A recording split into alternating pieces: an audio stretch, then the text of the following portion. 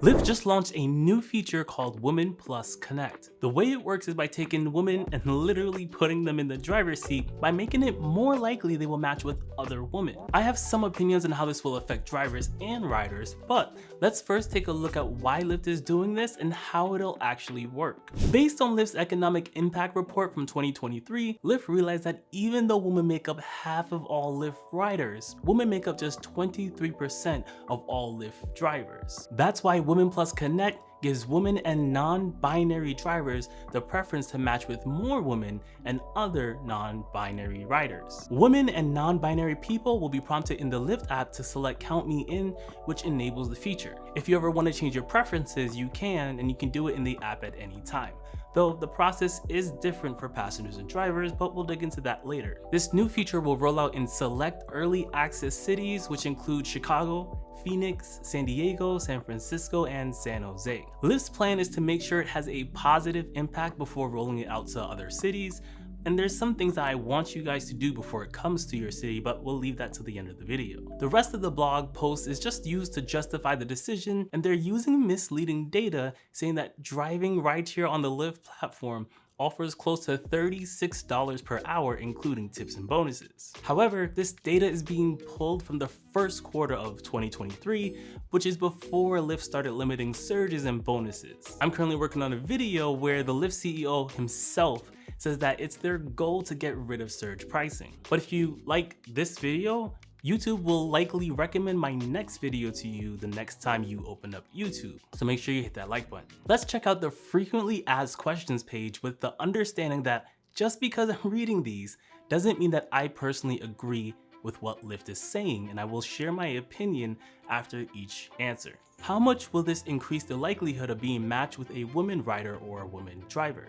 Lyft says that it's not a guarantee since it depends on how close other drivers are and the number of ride requests from women and non-binary people at the time. The fact that Lyft isn't offering a guaranteed match means they're probably not super confident that a woman or non-binary driver or passenger can be adequately sustained at all times with this feature being launched. But Lyft's hope is that more women and non-binary drivers and riders will join Lyft, which will increase the chances of matching with each other. That means, as of right now, women and men included need to prepare for driver saturation, but men will probably need to prepare more. This is going to encourage a lot more women to join the Lyft platform as drivers. If you're thinking about becoming a driver for Lyft, use my referral link below. Depending on your market, the referral bonus can be as high as $1,000 if you complete a certain number of rides in 30 days. But even if 100% of those women turn the Ride Plus Connect feature on, they will still get rides from other passengers who aren't using the feature. If the amount of women and non-binary passengers outpaces the growth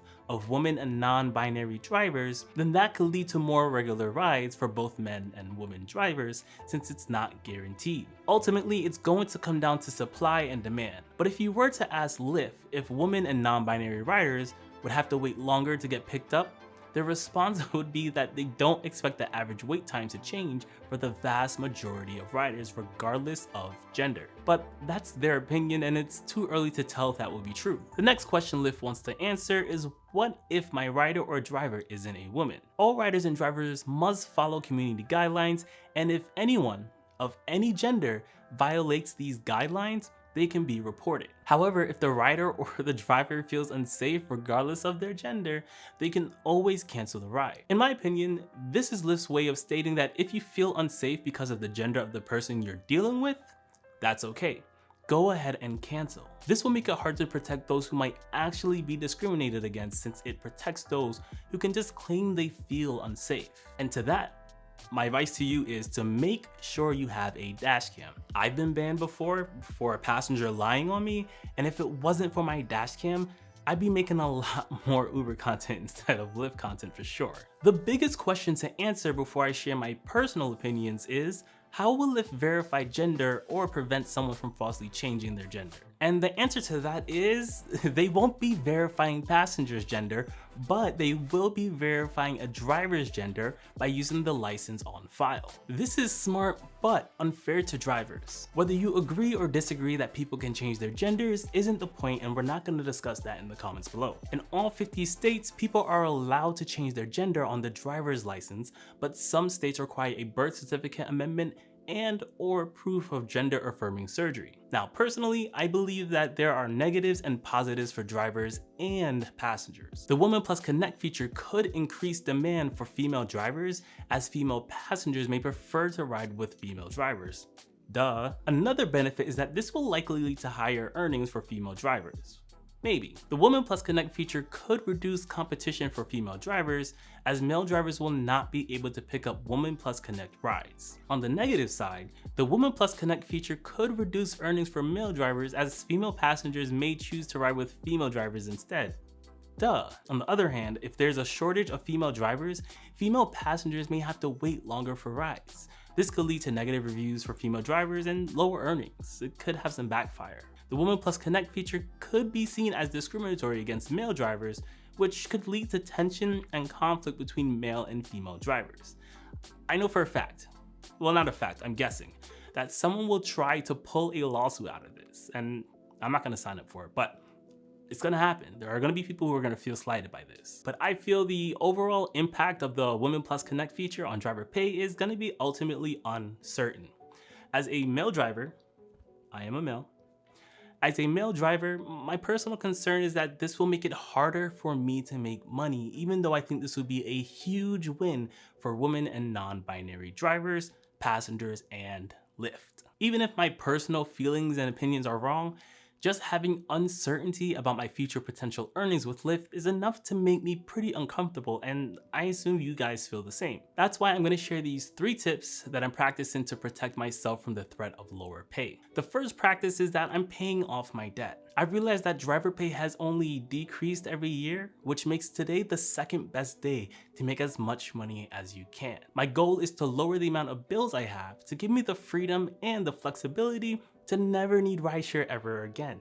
That's the best way to strike. For example, I calculated how much money I would need to survive if I was debt-free, and I would need less than $1,000 a month to survive. That includes mortgage, food, like literally everything to minimum survive $1,000. I'd love for all of you watching to create a plan, even if it doesn't look like mine, to where even if Lyft makes changes that might hurt your income, it feels more like an inconvenience instead of a full-on emergency. Speaking of emergencies, another tip is that you should have an emergency fund, right? Simple stuff, but I know a lot of people don't. I like to keep a $1,000 emergency fund, but I plan to bump that up to $2,000 so that I can have $1,000 for a household and another $1,000 for my car. Once I'm out of debt, I'll increase my emergency fund to 6 months worth of expenses, which will be around $6,000, and then I'll create a sinking fund where I'll start putting money aside for when it's time to upgrade my car in cash. The next tip that I'm practicing that I want you to do too